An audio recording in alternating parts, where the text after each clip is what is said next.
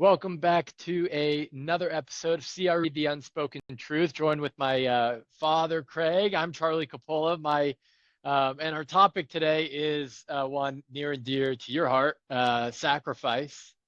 So we're going to be talking about sacrifice, and I think we could go a number of different directions. You and I have talked about this quite a bit over the last years and even the last days. Hey. Yeah, yesterday. Uh-huh. So let's start early in your career, right? And say, what did you have to sacrifice early in your career to get the career going in the direction you wanted it to go in? Well, look, when you become a broker and you're on your own, and when I say a broker, we were independent brokers, so a lot of brokers will join teams and they have checks coming in from other people on their team. But the first thing that you really recognize is there's no paycheck. So I haven't had a paycheck since 1984. And so if you're not closing, and that's why I love the Teddy Roosevelt in the arena quote so much, because if you're a broker and you're not closing, you're not going to be a broker very long. And so the first thing I recognized, and which is what I wanted, but it also is a very big wake up call, is if I didn't close a deal, uh, I wasn't going to eat. And so I recognized super early, because you're just forced to that. Because I had a couple of other jobs before, I got released from the Twins and I took a job with a company called Equitech in Chicago and I was in-house leasing. Then I took a job with Gosnell Development where I was in-house leasing. And I was a paycheck and I got a little bonus if I did a deal. Um, Day one as broker. Now I was a runner for I was supposed to run for a year, but I was a runner for 6 or 7 months. And Ron Evian said, "Go. You're," because I realized like I had this little window. I had no bank account. I had no money that I had to make it happen. So there was no backstop. And it sounds like I'm being old school here, but it really is. The no backstop thing is a thing. And when people say I didn't have a backstop, you have to really recognize like you have a backstop. You can move in with your parents or whatever. I didn't have that option. My parents lived in a small town in Arizona. They didn't have any money. I wasn't going to get any money from them. I didn't have I didn't have a bank account for the last year of college. All the money I had was in my drawer. And so you just have this immediate, if it's to be, it's on me. And that's a really, in hindsight, a really good thing to go and grow. Yeah. Um, so I know you worked really hard. What does working harder than everyone else look like, and what are maybe some of the myths or some of the things that new people, young people that join the business think about hard work that may or may not be right? I think the term is what do I want to get and what am I willing to sacrifice to get that? And I can't every potential runner we've ever interviewed has always come in and said, "Yes, I'm willing to work 70, 80 hours a week for as long as it takes to become the broker that you are." And 6 or 9 months or a year later, they go, I'm not going to be the broker you are. And so there's this threshold of pain and sacrifice that you have to be willing to do to be number one. And it's across the board. It's not just being a top broker, it's being a top athlete. I watched Wimbledon last weekend and the two guys in the center and Zverev in the finals, their dads are in the, I mean, every one of these people had somebody who pushed them. I just finished watching the Rafa documentary. Rafa's uncle, Tony, pushed him. And when Rafa was hurt, he says, when you're hurt, we work harder. When you're losing, we work more. When you're burned out, we have to do more tennis. I mean, it's the exact opposite of what you think. And this is what it takes. And so it's really intellectually easy to have the conversation about sacrifice. It's really hard to do on a daily basis. So I say the first thing you have to recognize is time. And what does the time mean? On a daily basis, you're the first guy in the office or gal, and you're the last person to leave every day. Every week, you're the one who's working on the weekend. Every weekend. I still work Saturdays. If I'm in Arizona and it's Saturday morning, feel free to call me on my cell. I'll be working. And this is 40 something years later. Every month, you have to close things and do things that somebody else didn't do. Every quarter, you have to summarize your transactions and see where you're going wrong and what you need to change. Every year you have to reevaluate what you're doing. Every decade, I mean, this is the time. This is a I say it's a minimum 10-year decision that you're going to be the hardest working person. And for me, because I'm a slow learner, it was two decades. At 2 decades is when I felt like, okay, I finally earned my stripes. And I had been number one at Lee in 90, so 2 decades, so that would have been 14 years. I'd probably been there a decade, 10 years of it. I'd been number one guy. And it was like, and this brings me up I'm going to go ahead and jump to this point, which is January 1. Every fucking year, January 1 would come around. December 31, I'm trying to close deals to be number one, to get the big money. And then January 1 every year was like, oh my God, I got to start over and do it again. How am I going to repeat what I did? So this commitment to time in January 1 is way more than people. It's easy to talk about, hard to do. Yeah. We've had, people at One Source say this. I'm sure you've heard people say a version of this. This is a very busy season of life. I can put my head down and get through this. And I think that's just wrong, right? And what I'm hearing from you is it's not just a hard 6 months, right? It's not just a year or two or this stage of my career. I got to get through my runnership and then it will all be good, right? It's like, Well, again, thinking for the 10-year, 20-year decision. the question is what do you want to be? And everybody hits to their Peter principle is what they call it. They hit to their maximum Peter principle. Every single runner I've ever had, every single one has left me and started working less than they worked when they were running for us. And this is 35 runners.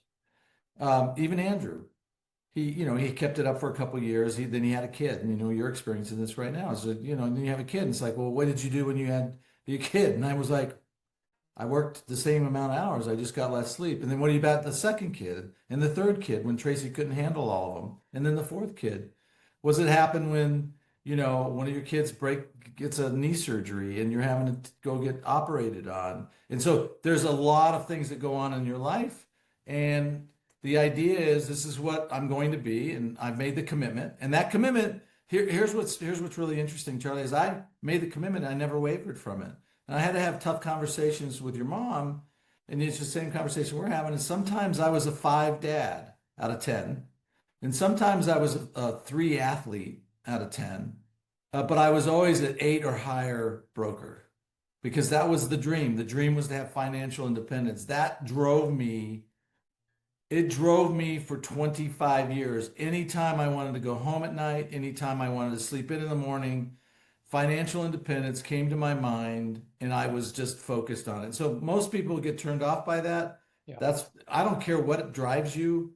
It could be charitable giving. I don't care, but something has to drive you. So I have an interesting question for you. How do you know, or how have you reconciled with this question, which is, how do you know when you're making a productive sacrifice for your future versus you're just neglecting something, a part of your life, your health, your this, your that? Like, how do you think through that question?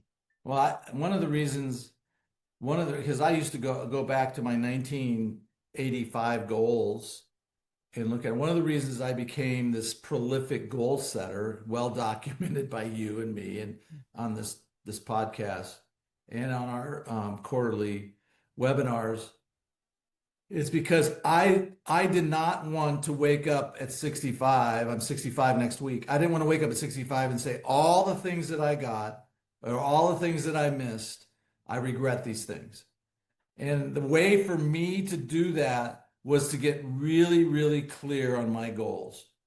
So what I got really, really clear on is to be a top producing broker, I could do a couple of things, this 4-burner strategy. I could do a couple of things really good, and everything else I was a shitty. For 30 years, I have 5 siblings. I was a pretty shitty brother. For 30 years, I was a pretty shitty friend. I'm a better friend today because I'm not working the hours that I did. But for a long time, I never went to the bars and had a beer. I didn't do that.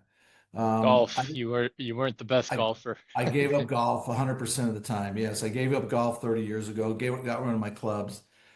So there is a sacrifice to be paid, and your mother paid a big price for that. There was times when I was just a Ford dad, and she was herding four kids around, and it was, it was hard on her. She was in this journey with me equally because she had her own role to play.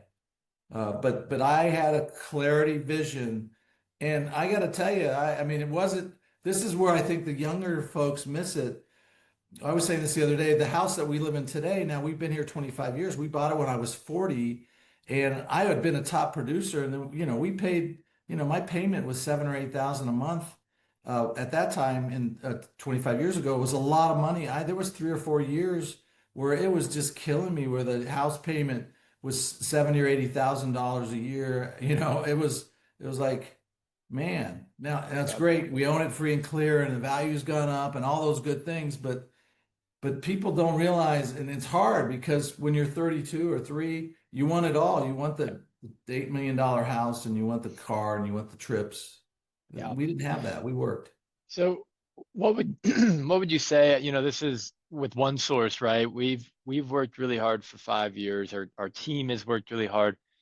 And there have been months and even years with OneSource where we feel like the results are not matching the effort we're putting in. And we deserve more, right? And so what would you say and that's part of it, right? That's not to say we're entitled to more. It's just we know that's the price you pay. What would you say to um, those periods of your career where you're like, is it just a commitment and a faith that you're doing the right things that will yield results?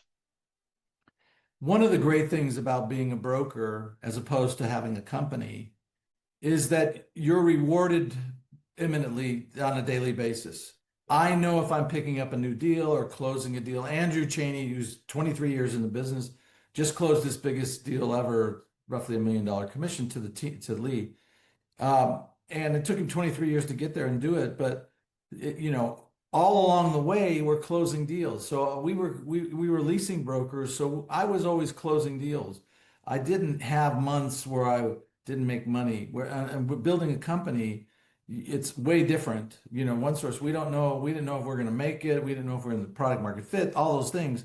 But as a broker, you have the ability to it gives you feedback. And one of the greatest things, and one of the probably reasons I never left, and I've never told this story publicly, but I probably can tell it now. Um, the generation before me on the brokers were recruited. They really became good brokers, and then they would go start their own development company or get recruited by a national developer to run the Arizona office. And I got recruited a couple of times and took one of them down the road, the Panattoni company. And Carl Panattoni and I, 25 years ago, had developed a little relationship. I really liked him. He really liked me. And they flew me up to Sacramento, and Ben Catlett, who was his partner at the time, toured me around and said, "We'd like you to do this. We'd like you to be the Panattoni partner in Phoenix to run it." And I took a serious, I talked to your mom. I went up there, I looked at it, and at the end of the day, the thing that deterred me from going is, Ben was talking about, look at how we built this flashing on this, and he was really into the design and architecture.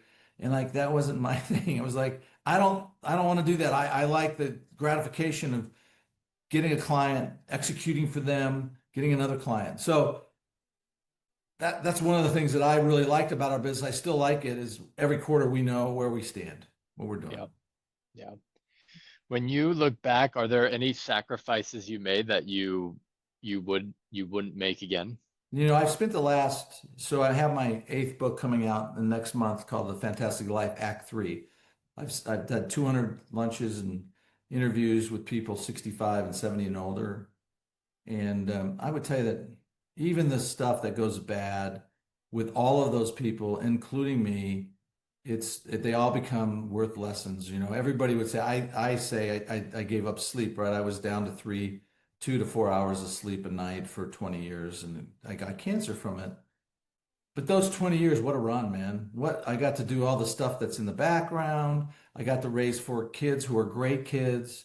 I got to be number one at Lean Associates.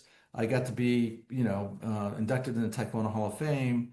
And was that the price to pay? And I follow this guy, Scott Galloway, Professor G, and he says, I lost my hair, I got divorced, I went bankrupt. in my 20s and 30s, and it was all worth it. It was worth it because he's rich. But the idea is some people, it's just the pain that you're willing to endure. So I sit here today and go, I don't have regrets.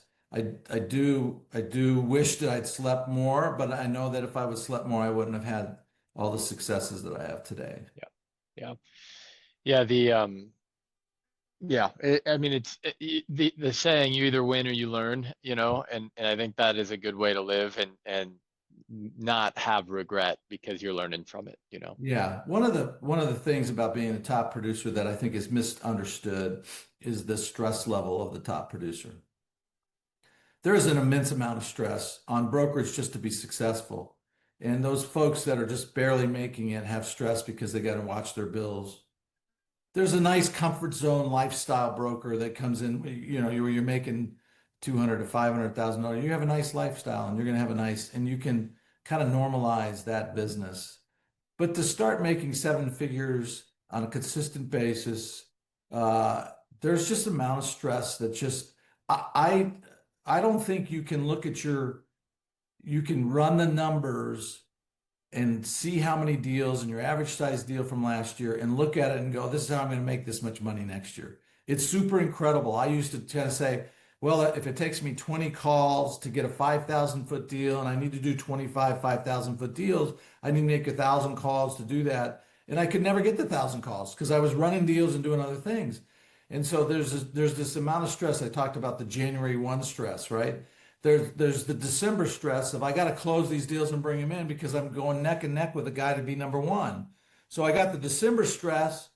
I get thought December 31, hey, I'm number one. I get it. I get the January 1 letdown and go, oh shit, we got to do it over again. We started deferring. One of the reasons we started deferring deals, we started keeping checks in our drawers because I just couldn't do the January 1 thing anymore. I'd done it for so long. And then you have the halfway mark. It's like, geez, we're way behind where we were last year to get to this year. So there is this amount of stress that's constant, and I don't think it's unique. I mean, I know we've had it at one source. If it's not our engineering department, it's our sales team. If it's not our sales team, it's our onboarders. If it's not our onboarders, it's our marketing and what we're doing wrong. So it's a universal thing of understanding how do we do this stress. And let me give you one important thing. If you're going to take something away here, when you're a middle broker and you're trying to make the commitment to be a top broker, you have to fly the plane while you're building more business. It's not what got you there to fly this plane to get you to the $500,000 a year is not going to get you to the $1 million a year. And what got you to the million isn't going to get you to 2 million a year. And so that stress of trying to maintain your existing business while you're adding on new business is incredibly difficult to do. And you have to do it to become a top producer. You probably have to do it 3 to 4 times, break through what we call ceiling complexity. You have to get through those ceilings of complexity 3 to 4 times to become the top producer.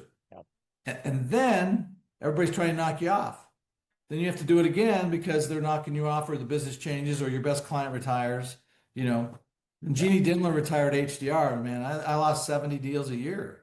70 deals a year. She was like $500,000. I was like, when Steve Newman retired at Motorola, we lost another 20 deals a year. When Fred and Jim sold JDA Software, we lost another 15 deals a year. So it's like I built those clients up. I milked them and I did a great job for them, but I had a great client base and then all those changed. Yeah. Yeah. What would you say about like the running, the taekwondo, to an extent, right? You mentioned, you can get to this lifestyle broker and then, the sacrifice to become a top producer is a whole different level. What would you say to someone who says, well, some of those are self-inflicted and you didn't have to run, right? You didn't have to do this. You didn't have to do that. I mean, yeah. What would you say? I would say that I have a DNA in me. If I'm going to do something, I want to be top 1%. So a great story. When I got my black belt in Taekwondo, 3 years I'd been doing Taekwondo every morning or 3 mornings a week. And I got there and that was my goal to get black belt. And I got there and I went, everybody can get a black belt. So another 2 years, I got my second degree and I retired. I said, oh, that's okay. And I took a year off and I go, there's in the back of my head, it was like, I want to be top 1%. So I went back and after a year and did another 3 years to get my third degree, which put me on the US team because I was then the top 1%er, but it's a curse. Yeah, It's a it's a curse. curse. Yeah, I mean, Yeah. I look at this and I go, okay, yeah, I've been in top 1% of three or four sports, and I want to be the top 1%. I'm a top 1% of my business. I wanted to be a top 1% dad. For some people, that's enough. But if I'm going to do something, I want to be top 1%. And now, I'm long distance backpacking, you know, 50 countries. It's like, okay, how many people have backpacked in 50 countries? It's like, okay, it's how I look at life. It's like, I'm not going to do something unless I'm going to be really good at it Yeah. Yeah. for me. Yep. And therefore, you're not going to do something if you're not going to be good at it. And you're not going to be good at it if you don't sacrifice. So tying it back to the sacrifice, and it's not just one sacrifice. It's not just a season of life. It's not just, it's a true Way. life It's a commitment, way. right? It's a way of living.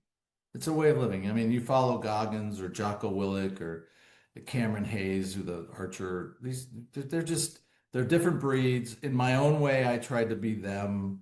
Not that I knew them back in the day, but it was like I wanted to be a top producer, and I was willing to sacrifice a lot of things, and did for a long period of time. And I think that's the big takeaway looking back on this and talking to young runners. It's not 5 years. It's not 10 years to get to the elite level. You've got to do this for a couple decades to get there. And it just takes that long to really understand the nuance of everything. Yep. Yep. It's great. Well, sacrifice, it's something I think we talked about it yesterday. Yeah, near and dear to your heart. I'm going through this as well as I'm building my life and my career. So thanks for sharing. Anything else to wrap up? I'll wrap up and say two things. One, I'm still sacrificing, right? 65. Yeah, I could retire. I think about it a lot, way more than I used to. But I'm still sacrificing. There's still sacrifice. It's going to be every season, every time, every age, there's going to be sacrifice. And the second thing is, I haven't met people after doing this at Fantastic like Act 3, everybody who sacrificed to get to the levels that they wanted to get to, there was never regret for that. So there's lots of people who have fine lives. This is not me slamming those. I applaud those people who know who they are and this is what they're doing. It just wasn't for me. And the people who get to the levels that I've gotten in whatever I've been doing, they understand that sacrifice. And you know it when you meet those people. There are very few of them. There's not a lot of folks that do that, and you'll see them and you'll know who they are. Yeah. And you'll know if you are. You get to answer that question every day. So Every day for yep. decades. Yep. I keep saying decades, and people go, "Yeah, I know decades." Yeah. 6 months later is I thought a decade was really 6 months. Yeah. Yeah. Awesome. All right. Thanks. Thank you. Good chat. Good topic. Appreciate it.